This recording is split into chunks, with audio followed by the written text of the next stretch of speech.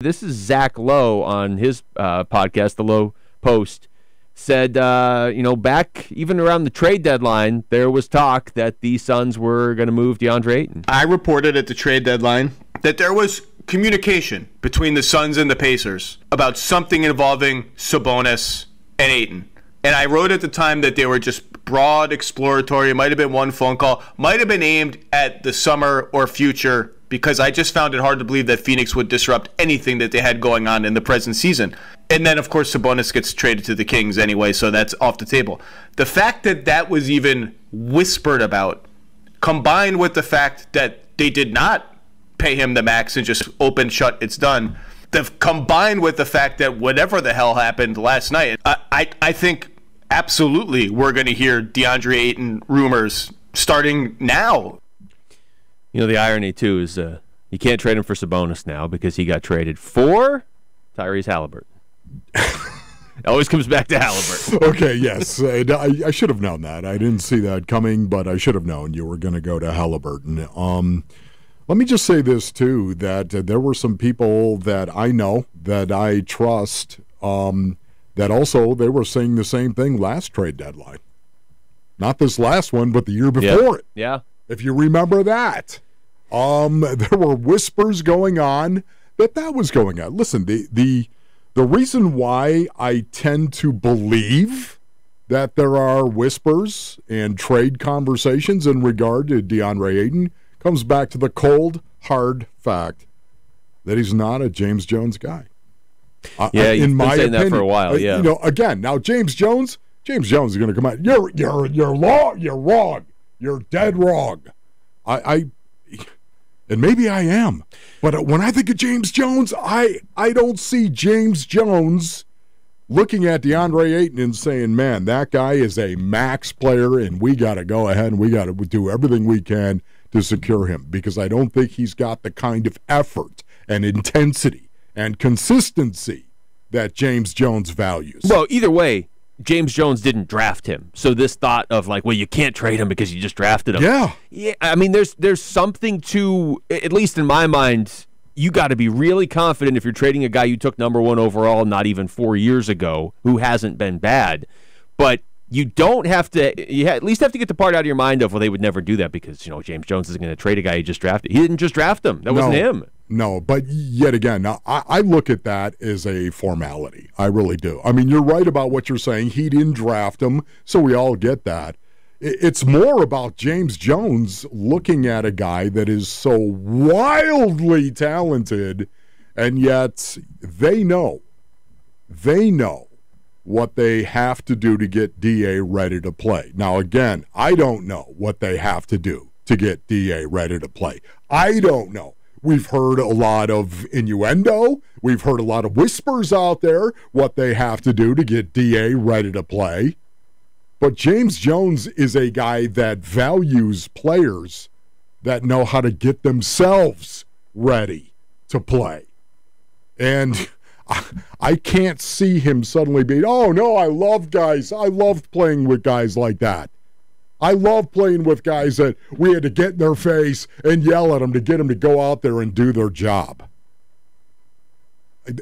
Does that strike you as, no, it doesn't. That is not who James Jones is. And if, in fact, that's still the case, that they got to yell at him to get him to go out there and do his job, they know better than I, and maybe this is the reason why these trade rumors persist. Well, there's another angle to this. There are rumblings that maybe DA, we played some of the audio yesterday. Maybe he was a little offended he didn't get his deal, even though I thought he did a good job of never bringing it up during the season. We said at the time, we said back in October, even after we had him on the show that week, look around, okay, Mikal Bridges got paid. That's a teammate. He didn't get a max deal, but it is a teammate. I remember having those conversations before Bridges even got paid. Is it going to be weird if you pay one and not the other? Yeah. And then you look around and Michael Porter Jr. gets a max extension. Porter Jr. He's the only one I bring up just so you have to do that. Yes. There's rumblings out there that DA doesn't necessarily want to be here as Michael Porter Jr. It brings it down, though. It does when you Michael Porter Jr. It just brings it down, and it doesn't seem like this conversation should be brought low. because this is kind of cutting edge right now. I mean, DeAndre Ayton, you know the way I feel about him as a kid, as a guy. I shouldn't say that, as a man that is growing. He's growing. He has gotten better, but this year more so than any year, it has made me realize that I don't think DeAndre Ayton is going to get more physical anymore. Yeah, I think this year taught us that this is what he is, which is not bad. But like I said yesterday, he was basically playing for a max extension this season on the best team in the NBA that had a chance and was favored to win it all. Yeah. So I feel like what you got from him this year is what you can expect to get from him. I don't think he's going to drop off. He's probably going to improve a little bit, but anybody that thinks, no, he's going to suddenly flip the switch, if he was ever going to flip the switch and be this consistently physical, overpowering guy, this was the year. I mean, he's been in the league for a couple years. Yes. He knows what he's doing, and he had everything on the line this year. The body follows the brain. It does. The brain tells the body what to do. DA in his brain is not naturally, innately aggressive. He's not. I do wonder if there's a part of him, if he really does want to go somewhere else and kind of start over, I wonder if a part of him is just like, I'd like to go somewhere where I'm not viewed as the number one overall pick, and I'm just viewed as DeAndre Ayton. Because I can't remember a better case study where if you look at the same player two different ways, you get two entirely different reactions. Hey, this is DA. He was drafted ahead of Trae Young and Luka Doncic and all these other guys. Okay, well, and he was the first number one pick the Suns have ever had. People flip out. They're like, he should be averaging 30 and 18 every night. But if you just say, okay, this guy's on our team and this is what he does, and he gives you a double-double pretty much every night, and he's gotten better defensively, and his teammates like him, you don't want to get rid of that guy. Why would you want to get rid of him? No, you wouldn't want to get rid of him unless you were going to have to pay him a max contract. Well, that's see that is the problem right there. Yeah, and that's why it's not easy to solve this problem. Here's what I know. Just from a philosophical perspective, here's what I know. You don't get better as an organization letting the kind of talent DeAndre Ayton has walk right out of the organization. Yeah, you don't get better as an organization. You've got to get something of value in return if you're not going to max them out. But you would, and that's the thing. We'll have this conversation throughout the show of, I think he has a lot of value if you're trading him, even if teams know you probably have to trade him if you get to that point.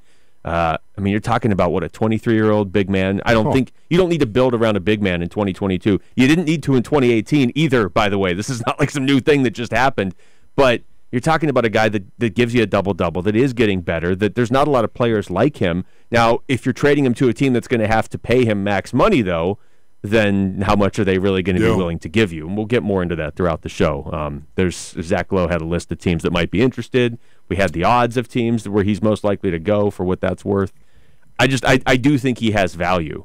But I think for DA, he's better off being here, really, as long as they're going to pay him, something. I don't think there's any doubt about that. And never forget, and I'm going to finish on this right here, never forget that, and I'm not saying this is who DeAndre Ayton is. I'm not saying that. But never forget, the biggest pariah in any professional sports locker room is the guy that is the most talented guy in the room, or one of the most talented guys in the room, that you got to constantly be on for him to generate that talent consistently. Pariah.